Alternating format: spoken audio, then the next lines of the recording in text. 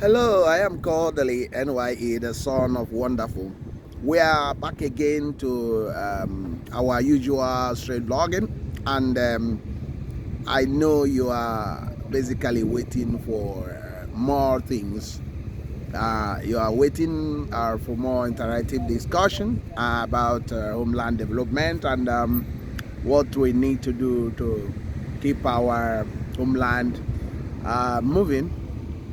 Um, People has been discussing about the recent visit of Soludo to London, UK, and many people has a mixed reaction about it.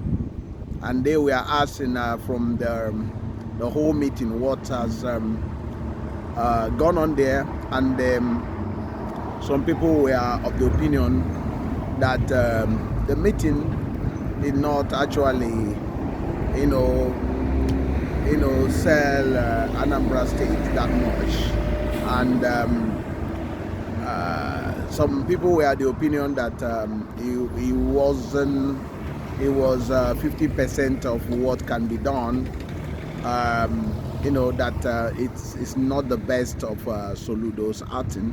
Some people said that he tried fairly, but they can't believe that type of meeting. And that's what for me in this channel we are going to talk about that, and you can understand in this channel we are not anybody's lambda stars. We are here to basically promote our homeland, and when we see anything that is beneficial we talk about it. Anything that needs to be amended we need to talk about it. Thank you very much for always watching us. Remember to like, comment, share, and subscribe. I'm still Kodili-nye. So let me go to the gritty of the whole matter. What are we talking about? Soludo recently, last week Monday, visited UK, London, long-awaited UK meeting. Remember, for over 2 years, Soludo and his aides has been saying that they are going to come to London, and people have been waiting and get frustrated about the whole issue. But finally he turned up.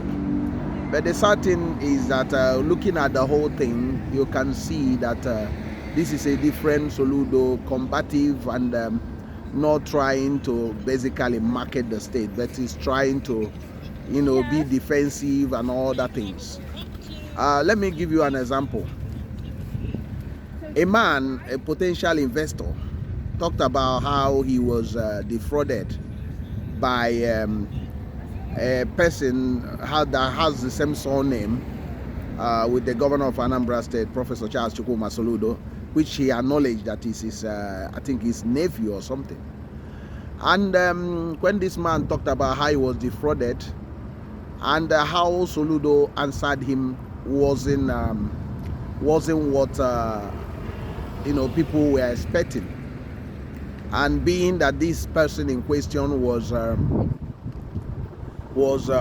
close relative of him, and and also being, as he normally say, that he's the chief marketer of the state, and a chief marketer also need to market the state, not only marketing the state, deal with things that are really need to be dealt with. Soludo normally portray himself that he's always on top of the game, trying to anything that you think that is not working, you should tell him, and he's ready to deal with it. In this case, he wasn't dealing with it. He was saying, let the court take its effect. In the actual sense, being a state that desired confidence of the investors, and a lot of our people has been investing in other areas. The diasporans are very important, because why they have not invested that much, I would say much, is because of lack of government channels that can be trusted in order for people to invest without losing their money.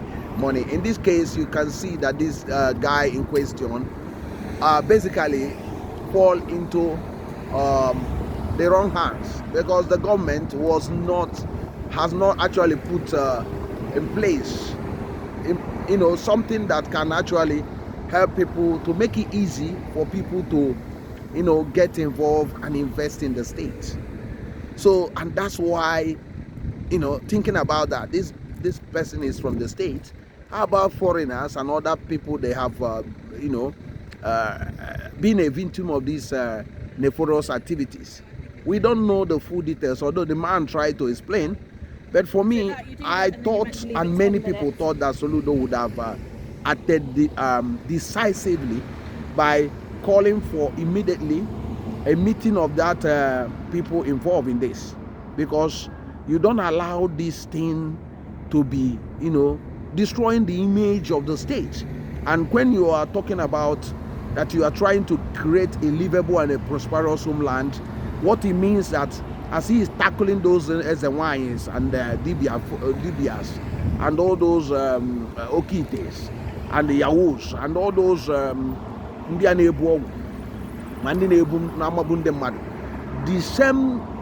the same forcefulness he should have used in this, by saying, okay, I'm going to get the guy come to explain what has transpired, in spite that and the two of them has to come, that he's going to deal with it decisively, and he will make public what he has found out. So that's how leadership is all about, and that's what the homeland is looking at. And when we talk about good governance in the homeland and making our homeland livable and prosperous, these are part of it, because a lot of people has been scammed on land deals and business deals. And why these things keep on happening is because the people in leadership don't seem to understand the damage all these things are causing. Will you allow somebody like that to be waiting 19 years on the flimsy excuse that you as a governor has the same problem in Abuja and still ongoing for many years? No. Now you are the leader of the state. You have to use the power of the state to apply in this case. Because if somebody had put his money and somebody, the full force of the state must be unlatched on that person. So to send a warning signal to those criminals masquerading as land grabbers, land sellers, and all those people, even people in the government that are using that connection and the name of Soludo to defraud people. That's what you need to be hard on. Make sure that you send a typical example that this government is not all about that you are different from other government in Nigeria. Because why Nigeria is retrogressing instead of developing is because there is lack of leadership from all levels to deal with crime, to deal with nefarious activities, where the bad ones are being paraded as the light. Remember, this state, Anambra, is called the light of the nation. What it means is that anything that is involved in this type of thing, or any nefarious activities, the governor should showcase light to make sure that is completely thrown away and is not allowed to happen. I give instances where in many of the towns, I remember some cases in Obao family and many other towns where a lot of people are being defrauded, even in Oba town, and many people are going around selling land to many people. It has happened in Obosi, it happened in many other towns. So now the governor should actually come up and said, once you are found on this, the full force of government will be upon you, and they will call the traditional rulers, call the president general of each town to make sure that this cannot happen again, and it's easy to actually make a policy that regulates this. That is now becoming that no land should be concluded until the president general and the town union or the not the just the town union, I mean the the traditional ruler all assigned to that, meaning that due diligence, they must approve it. So you that are trying to sell land to people, that you can't sell that. If you do that, the government will give 10 years imprisonment for doing so. So this will deter those hooligans from getting rid, from exploiting the people, and also safeguarding the image of the state. So we can't allow our state to be battered by nephoros and riffraffs and charlatans. We can't allow that. Those evil men and women who are involved in these nefarious activities. You know, asina ndị mmadụ onye ọbụla na-eleziana. So it shouldn't be happening. So in Nteje, Umuleri, these are happening, and many others in Oka area, in Amansi, many places. I've gotten report of dubious people defrauding people of their hard-earned resources.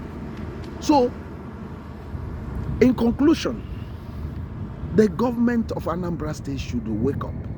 The London meeting is not the best. I don't know, people were saying that maybe because it's trying to be defensive because of the political season.